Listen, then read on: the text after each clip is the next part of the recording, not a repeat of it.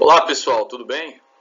Pessoal, eu vou falar com vocês agora sobre as responsabilidades do empregador e dos trabalhadores. Começar pela as responsabilidades do empregador. Então, assim, em síntese, eu poderia passar por todos os itens, enfim, né? Mas vou ser um pouco mais objetivo nessa introdução ainda à NR35. Cabe o que ao empregador?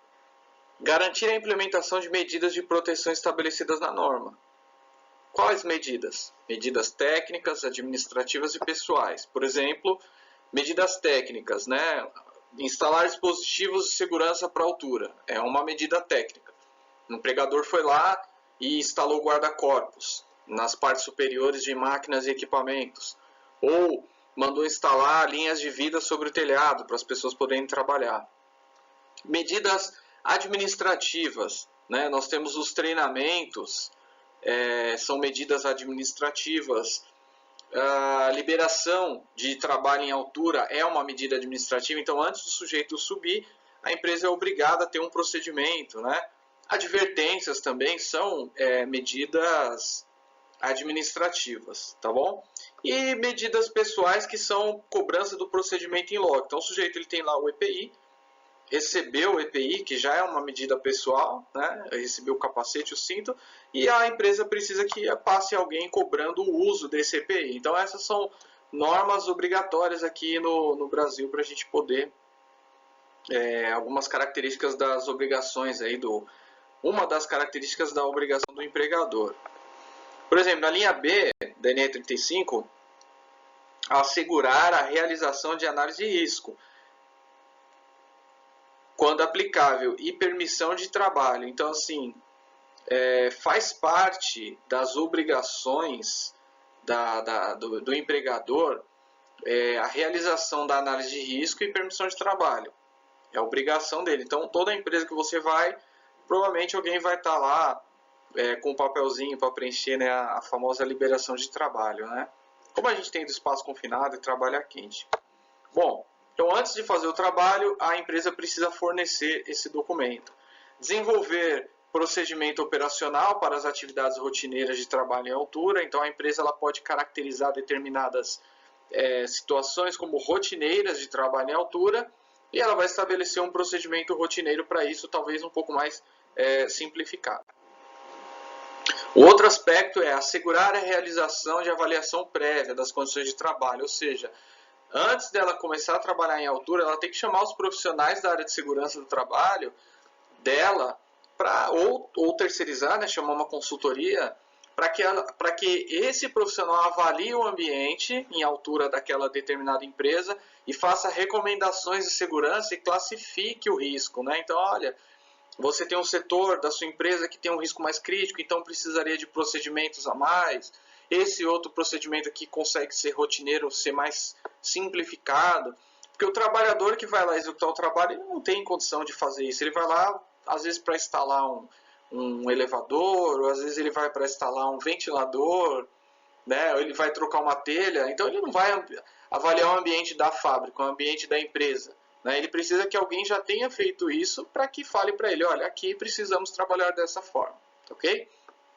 Pulando da letra D para a letra I, as empresas são obrigadas a estabelecer uma sistemática de liberação para trabalho em altura, então é obrigatório, não tem escolha também, tá? E já lá na letra J, por exemplo, assegurar que todo trabalho em altura seja realizado sob supervisão. Olha lá que a gente havia falado, cuja forma será definida pela análise de risco, de acordo com as suas particularidades. Então, assim, a forma como eu vou supervisionar, esse trabalho em altura tem que ser supervisionado por um engenheiro de segurança. Foi determinado. Alguém fez uma análise de risco e determinou isso. Não, isso daqui pode ser um técnico, isso aqui pode ser um bombeiro. Essa supervisão pode ser o próprio encarregado, uma vez que ele seja capacitado em altura. Então, é a análise de risco que vai determinar essa forma de supervisão, tá ok? Responsabilidade dos trabalhadores, em síntese, né? Vamos lá. Cumprir as disposições legais e regulamentares sobre trabalho em altura, inclusive procedimentos expedidos pelo empregador. Por quê? Porque, como nós havíamos falado, a empresa ela tem a NR35 como requisito mínimo. Ela pode criar normas internas mais restritivas que a própria NR35. Né? Então, o empregado, quem vai trabalhar ali dentro, ele tem a obrigação de cumprir a NR35 e procedimentos expedidos pela empresa. Ok? O empregado também tem a obrigação de colaborar com o empregador na implementação das normas, zelar pela segurança e saúde de outras pessoas que possam ser afetadas por suas ações ou omissões do trabalho. O que isso quer dizer? Pense, se você fez um curso, se você recebeu uma orientação de NR35, você já tem uma noção, né? Você já foi capacitado, e você vai trabalhar em altura com pessoas que não receberam essa capacitação, você é corresponsável delas. Então você tem que falar, por exemplo, olha, vou trabalhar no andaime, eu tenho curso, você não tem curso de trabalho em altura, então não trabalhe. Ah, o cara insistiu, brigou, xingou, né? Enfim, isso é uma outra questão. Mas o que não pode acontecer é você, sendo um profissional qualificado, capacitado para trabalhar em altura, identificar uma situação que você tem condição de identificar e ficar calado, sobretudo por omissão. Né? Então, foi trabalhar em altura, ou você observou uma condição insegura em altura, o sujeito que foi trabalhar, por exemplo, com plataforma elevatória sem fazer um checklist, e você estava próximo e você não falou nada, né, ali no seu âmbito de trabalho. Ou você viu uma escada, por exemplo, também, que está faltando os seus itens de segurança e você largou para lá. Então, são questões relacionadas à omissão.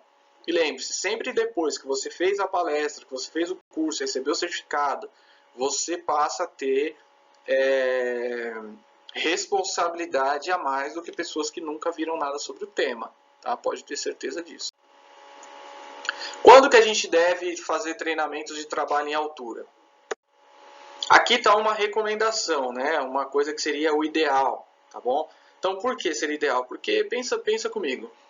Primeiro, o treinamento inicial é obrigatório, né? É proibido trabalhar em qualquer tipo de altura, seja ela qual for, né? Sem ter passado primeiro pela orientação básica. Para depois que você faça um curso de acesso por corda, para depois você fazer um curso de plataforma elevatória. Tem outros cursos, né? Mas a orientação básica é obrigatória. Então, treinamento inicial, beleza. A renovação é bianual, tudo bem, a cada 2 anos, legal. Aí aqui vem coisas que realmente são recomendáveis porque fazem todo sentido. Mudança de procedimento, seria bacana fazer de novo? Sim. Imagina, você trabalha numa empresa que trabalhava com plataformas elevatórias e agora ela dispensou por algum motivo e só vai trabalhar com andaime. Então seria legal renovar esse curso, né, para entender essa nova estratégia aí de trabalho. Retorno após 90 dias, seria interessante fazer de novo? Sim, poxa, 90 dias afastado do trabalho, às vezes a empresa já mudou até o refeitório de lugar, mudou tudo ali, né? A pessoa já não lembra mais nada. Então, fazer uma reciclagem seria muito bacana. O evento que indica a necessidade de um treinamento. Então, às vezes, a própria empresa, o dono da empresa, né, o empregador, por assim dizer, ele consegue perceber que há necessidade de reciclar o pessoal dele e ele mesmo vai acabar solicitando aí para se fazer. E aí, mudança de empresa também é um item interessante, porque imagina só, você trabalhava em altura em uma empresa de chocolate, por exemplo. E aí você foi mandado embora e foi contratado por uma outra empresa do mesmo ramo de chocolate. Só que o ambiente dessa empresa, por mais que é do mesmo ramo, ele é totalmente diferente daquele. Em termos de iluminação, em termos de layout, talvez o equipamento pode ser até da mesma marca, né? Você vai trabalhar talvez com uma plataforma elevatória da mesma marca, mas de um ano diferente. Então, assim, reciclar também esse treinamento quando você mudar de empresa seria muito interessante. Então, basicamente, o passo a passo é esse. Você vai primeiro, faz um treinamento, né, inicial básico, vai se tornar capacitado, né, nesse treinamento. Também é preciso fazer o exame médico para que o médico te declare apto, tá, para fazer o trabalho em altura e você passa a ser uma pessoa autorizada pela sua empresa. Legal? Bom, pessoal, próximo vídeo eu vou falar sobre um caso fatal de um acidente e por hora a gente encerra por aqui. Até breve.